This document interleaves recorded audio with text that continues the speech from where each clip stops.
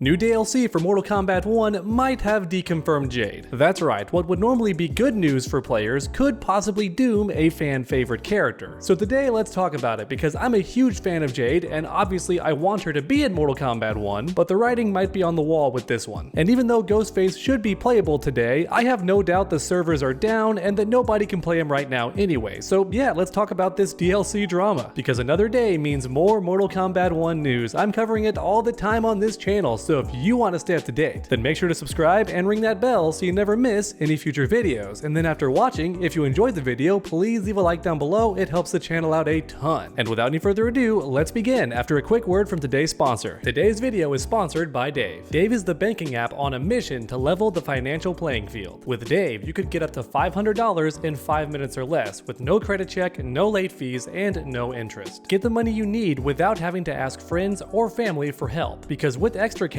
up to $500, you can buy groceries, fill the tank in your car, or pay rent, and start spending it instantly when you transfer to a Dave checking account. Download Dave today at dave.com/true. That's dave.com/true. You could get up to $500 in 5 minutes or less when you download Dave. No credit check and no late fees. Download the app now or go to dave.com/true. Dave is not a bank. Banking services provided by Evolve and Trust, member FDIC. For terms and conditions, go to dave.com/legal. Eligibility criteria applies subject to bank approval. Service and/or instant transfer fees may apply. Advances typically approved in 5 minutes. Alright, let's begin where this drama all started, the Ghostface gameplay trailer. That's right, fans with a keen eye were quick to notice a new costume for Kitana. Well, I say new costume, but it's more so just new to Mortal Kombat 1, at least, because Kitana was wearing her original outfit from Mortal Kombat 2, the game where she first debuted. I think many of you watching already know this, but for anybody new to Mortal Kombat, that is the first game when Kitana was playable. And as a result, that design is very iconic, which explains why many players thought it was cool that Kitana got this outfit, and I thought it was neat too, to an extent, but at the same time, come on, it's the 4th time we've had this costume as DLC in a Mortal Kombat game, and I mean the NetherRealm Mortal Kombat games.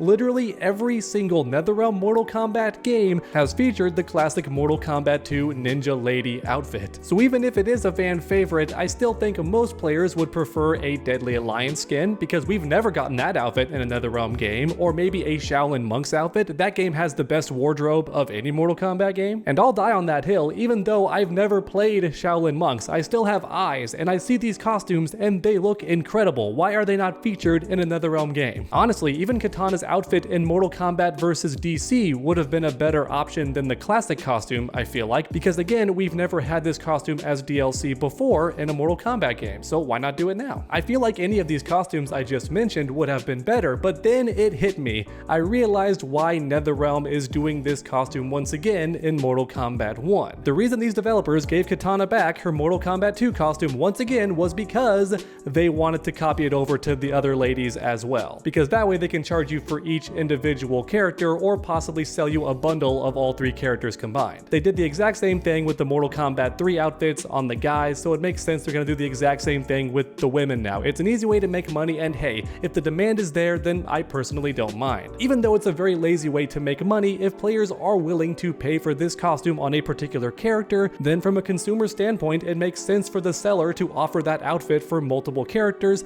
even if it is quite easy for them to do when it comes to cost. You make the costume once, but then charge for every individual character it's on. Plenty of games do this, and fans seem to be okay with it. And I think that's the main reason these classic costumes keep coming back. Whether it's for the men or the ladies, the reason NetherRealm keeps doing these classic outfits is because they can put it on multiple characters and charge for them individually or possibly offer them as a bundle. Now with that all said, if I'm being honest, I do think this is the best the Mortal Kombat 2 costumes have looked, because even though Mortal Kombat 11 can sometimes look like a prettier game under the right lighting, I still think Mortal Kombat 1 is doing a better job with these costumes, because they pay homage to the classic games while also doing something a little bit different. And normally I'm not a fan of extra lines and details being added to a classic costume. In fact, I made a full video about it right here for Sindel's design in Mortal Kombat 1 if you want to check that out. People really enjoyed this video. It didn't get a ton of views, but the reception was extremely positive. Apparently everybody liked it, so check it out if you haven't already. I bring it up because normally I don't like extra details being added on classic outfits, but this time I'll make an exception because we've seen the outfit 3 previous times, and it makes sense to do something different if you're gonna bring it back again a 4th time. And as mentioned earlier, I think it looks good. The seams and stitches add more detail to the outfits. The secondary shade being a darker color than the rest of the outfit is also awesome. I just wanted to give my opinion on the outfits real quick. I think they look great. It's the best these classic outfits have looked in a NetherRealm game. But all of this is just leading up to the main issue and why I think this DLC package deconfirms Jade in Mortal Kombat 1. As I'm sure everyone watching has already noticed, Tanya has this outfit for some random reason and is also included with the original Mortal Kombat 2 characters, Kitana and Mileena, which really makes it seem like she's replacing Jade in this game. Because like I've mentioned in past videos, Tanya already stole Jade's job. She is the royal bodyguard. She protects the princesses and Sindel. That was Jade's job in the original games. And now Tanya has that job in Mortal Kombat 1, which already scared me, but on top of that, her new weapon is also very similar to Jade's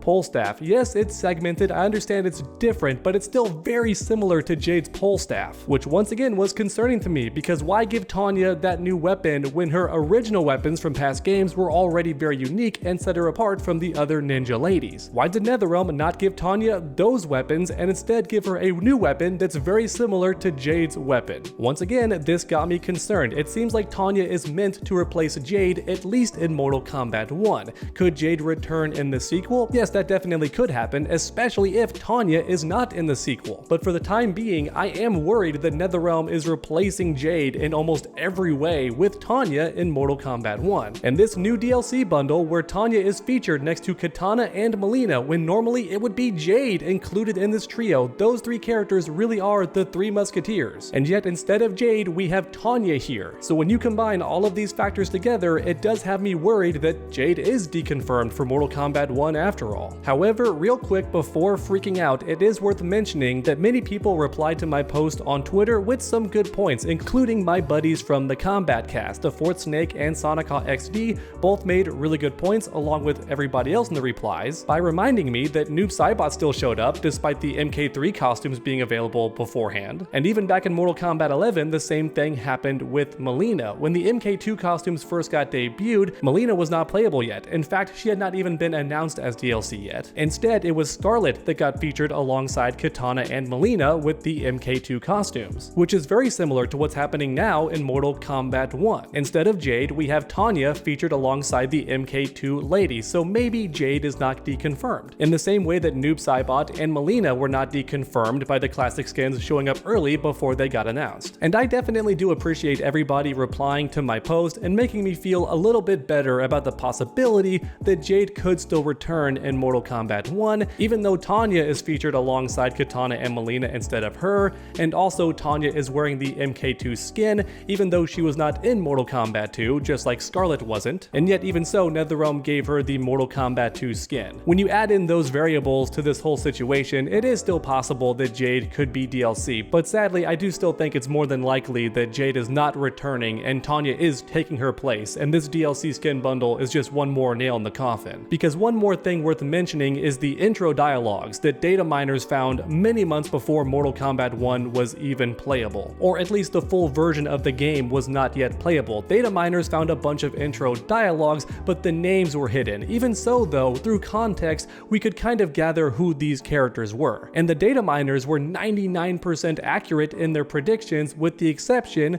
of Jade. That's right. Unfortunately, at least a few of her intro dialogues turned out to belong to Cyrax. Yeah, it's not Jade saying these intro dialogues in the leaks, instead it is actually Cyrax. Which is just one more reason why I'm nervous that Jade's not going to be in Mortal Kombat 1, because even the intro dialogues, which I was holding on to hope the strongest to confirm that Jade could at least be DLC at some point, right? Because of course a game can get cancelled for any number of reasons, so maybe we don't get Combat Pack 3 and Jade's never in the game, but at least I could take solace knowing that Jade was intended to be DLC in Mortal Kombat 1. But nope, it turns out it was Cyrax saying those intros and not Jade. So sadly, that's one more reason I think Jade's not going to be in Mortal Kombat 1, but let me know your thoughts in the comments down below. Do you still think it's possible that Jade's going to be in Mortal Kombat 1 as a DLC character, and I'm just being a doomer, I'm jumping the gun, I'm freaking out for no reason? Is that how you actually feel, or do you agree with me that Jade's likely not going to be in Mortal Kombat 1, and as a result result, the Jade fans like myself should cross our fingers for the sequel and just hold our breath that she ends up on that game's roster, because when it comes to MK1, she's likely not going to be here. Let me know any and all of your thoughts in the comments down below, because like I mentioned in all my videos, I truly love reading each and every comment, so grab that keyboard and make your voices heard. Thanks for watching, everybody, and I hope you enjoyed today's video. If you did, please leave a like down below, it helps the channel out a ton, and then finish that combo by subscribing and ringing that bell so you never miss any future videos. Make sure to come back next time, and as always, stay underdogs.